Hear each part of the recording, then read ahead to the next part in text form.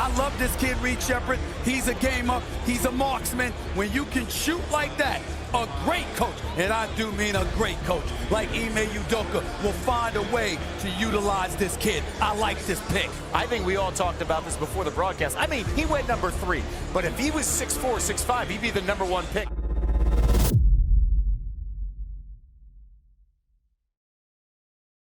The NBA has a Reed Sheppard problem, and it's not what you think.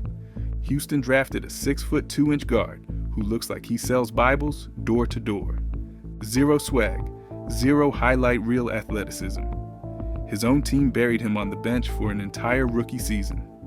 Now, he's shooting 45% from 3, dropping 31-point games, getting whispered about for most improved player.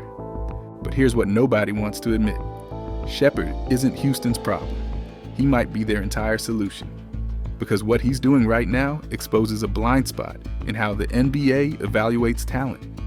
One that almost cost the Rockets a championship piece. To understand why Sheppard matters, we first have to understand why the league convinced itself he didn't.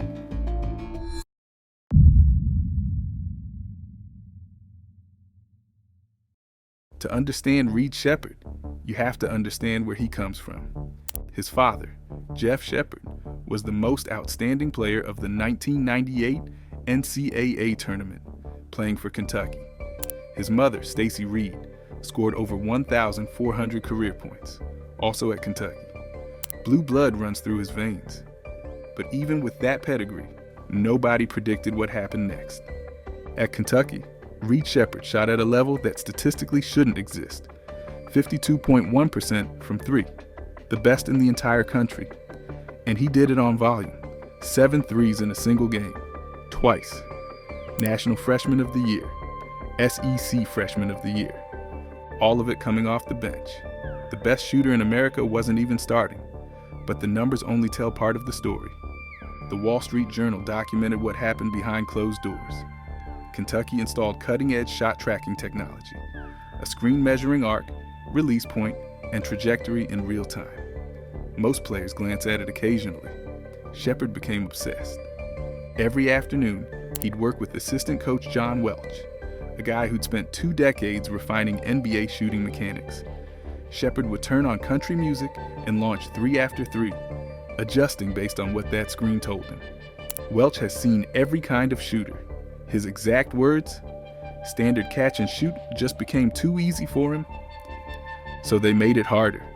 7-foot team managers leaping at him with arms raised, hands in his face. And the pattern held anyway. Splash, splash, splash. Then came the moment that defined everything. One afternoon, Welch noticed Sheppard overthinking. Shots, sailing long, coming up short. Then Sheppard locked in. 42 consecutive threes. Made. From NBA range with defenders in his face. That's not a hot streak. That's a cheat code. So when the 2024 NBA draft came around, Houston took Sheppard 3rd overall. The analytics loved him. The Rockets saw a weapon. And then, they buried him. The best shooter in college basketball. A guy who broke the shot tracking machines. Bloodlines, work ethic, and statistical dominance that made scouts drool. Houston's response? Hide him on the bench for an entire rookie season. Here's where the story gets complicated. Because what happened to Reed Sheppard in year 1 wasn't just development, it was basketball purgatory.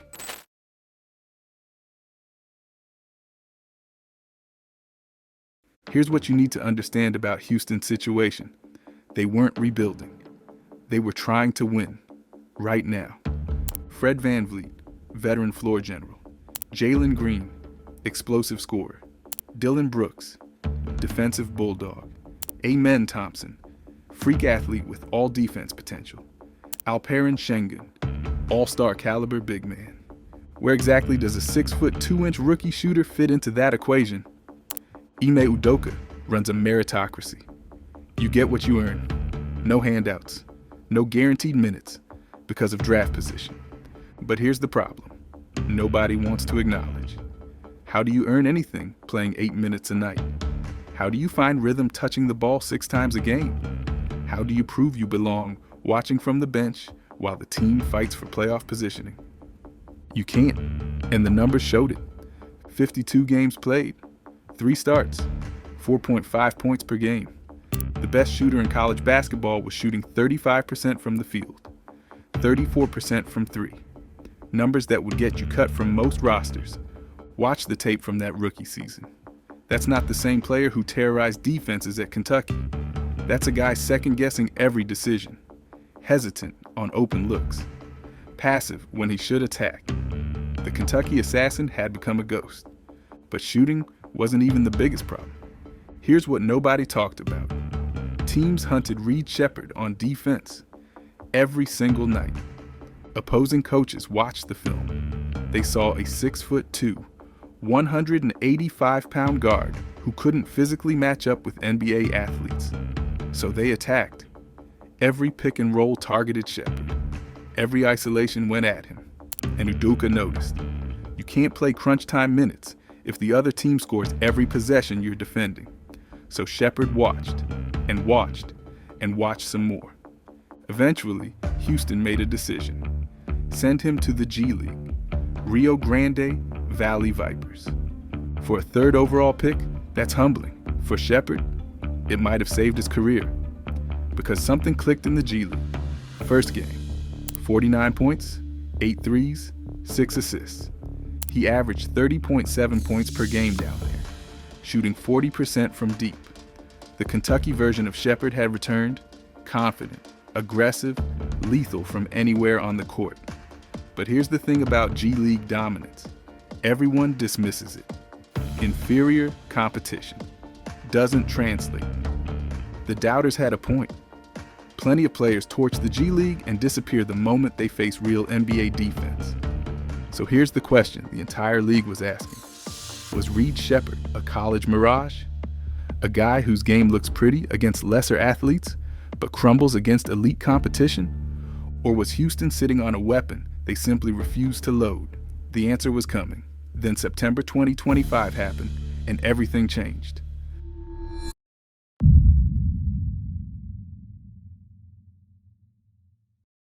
Late September 2025, Houston's about to tip off a championship-caliber season, and then the worst possible news. Fred VanVleet tears his ACL. Gone for the entire year. This wasn't just any point guard. VanVleet led Houston to the lowest turnover rate in franchise history. He hit the biggest shots in their playoff run. He was the steady hand that kept everything organized when chaos erupted. The veteran presence a young team desperately needed. And suddenly, there's a gaping hole at the most important position on the floor. Now, context matters here. Houston had just gone all in on a championship. They traded Jalen Green and Dillon Brooks to Phoenix for Kevin Durant. The Kevin Durant, 4-time scoring champion, 2-time Finals MVP, future Hall of Famer. They signed Dorian Finney-Smith to a $53 million deal. They brought back Clint Capella. This wasn't a development year. This was win now. Championship or bust. And their point guard options after VanVleet went down? Aaron Holiday, a serviceable veteran backup. And Reed Sheppard, the guy they just buried for an entire season. No pressure, kid. Ime Udoka had a choice to make. And early returns? They weren't promising. Opening night against Oklahoma City, the defending champions, hanging their banner. Hostile environment. Sheppard shot 2 of 7 from 3. Couldn't stay in front of his man on defense, got targeted relentlessly. Houston lost, and everyone's worst fears about Sheppard looked confirmed. Then came October 24th against Detroit. 9 points, 3 for 11 shooting, 3 turnovers. Udoka pulled him. The crowd groaned. Another rough outing in a season that suddenly felt like it was slipping away. 45 minutes after that loss, Sheppard trudged into the locker room, head down, frustrated, looking like a player who'd lost all confidence. Kevin Durant was waiting. Here's what the cameras didn't catch, what the reporters didn't write about until weeks later. Durant, a guy with nothing to prove, nothing to gain from mentoring a struggling second-year guard, pulled Sheppard aside. The conversation, according to insider reports, was simple, direct. Exactly what Sheppard needed to hear. Durant told him, "You're one of the best shooters I've ever seen. Stop thinking. Start shooting." Coming from anyone else, that's just words. Coming from Kevin Durant, a player who's witnessed every great shooter of the modern era, who shared courts with Curry and Thompson and every elite marksman of the past 15 years. That means something. That lands differently. Think about what that moment represents. A 21-year-old kid drowning in self-doubt. A future Hall of Famer recognizing something special and refusing to let it disappear. The kind of mentorship that changes careers? Sheppard didn't suddenly become a different player overnight. That's not how development works. But something shifted. The hesitation started fading. The confidence started building. The shots that had been clanging started falling. And then, Reed Sheppard didn't just improve, he transformed. What happened next is the kind of leap that makes you rethink everything you thought you knew about player development.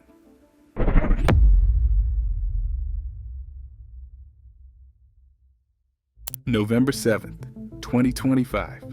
Ime Udoka made a decision. No more sporadic minutes. No more watching from the bench. Reed Sheppard was getting 20-plus minutes every single game. Sink or swim. He swam. Since that commitment, Houston is 12-4 with Sheppard in extended minutes. The shooting returned, not the hesitant, second-guessing version from his rookie year. The Kentucky assassin, 45% from 3 on volume, not just making shots, making the right shots at the right moments. But one game changed everything. November 26th, Golden State Warriors, Chase Center. Houston's down at halftime. Kevin Durant, out. Steven Adams, out. 2 of their most important players unavailable against a playoff-caliber opponent. The kind of game that exposes young teams. Instead, it announced Reed Sheppard to the league. 31 points, career high. 9 rebounds, career high.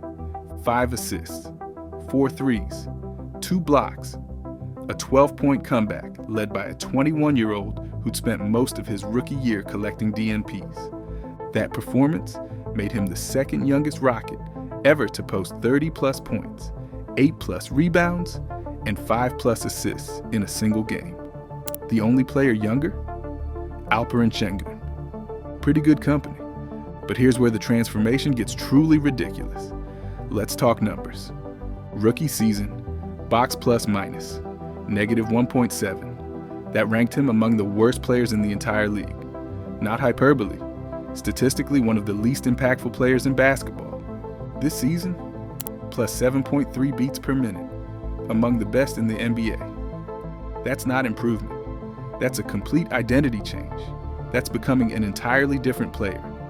He's shooting 45% from 3, Kentucky levels, generating 1.32 points per possession on spot-ups, averaging 13.4 points, 3.5 assists, with shooting splits that make defenders lose sleep. Now here's why this matters for Houston's championship ceiling. Look at their core. Amen Thompson, generational defender, freak athlete, can't shoot. 27% from 3 for his career. Alperen Sengun, all-star caliber playmaker, dominant in the post, struggles from distance. Both are elite. Both clog the paint. Houston's roster was spacing challenged. They had talent everywhere except the one place modern basketball demands it most: perimeter shooting. Enter Reed Sheppard. When he's on the floor, geometry changes. Defenders can't sag off.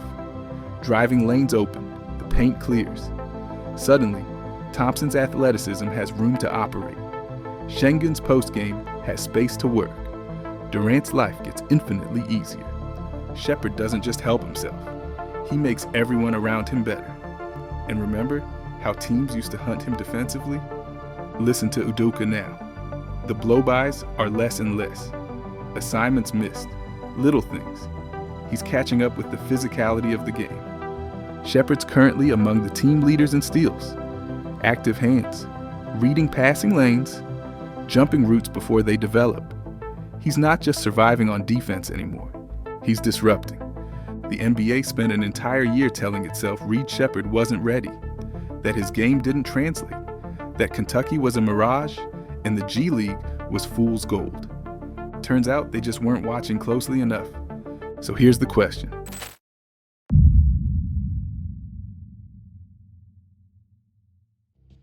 Reed Sheppard isn't a problem for the NBA. He's evidence that the NBA has a problem. It doesn't know how to evaluate players who don't fit the prototype. He's not the biggest, not the most athletic, 0 highlight reel dunks. But he might be the purest shooter to enter this league in years. And he's playing for a team that desperately needs exactly what he does. Houston's championship ceiling? It runs through Reed Sheppard's shooting hand. The Rockets almost buried him, almost traded for a different point guard, almost missed what was right in front of them. So here's my question. Is Sheppard a future all-star or a hot streak waiting to cool off? Drop your take below and subscribe for more. Hoop County out.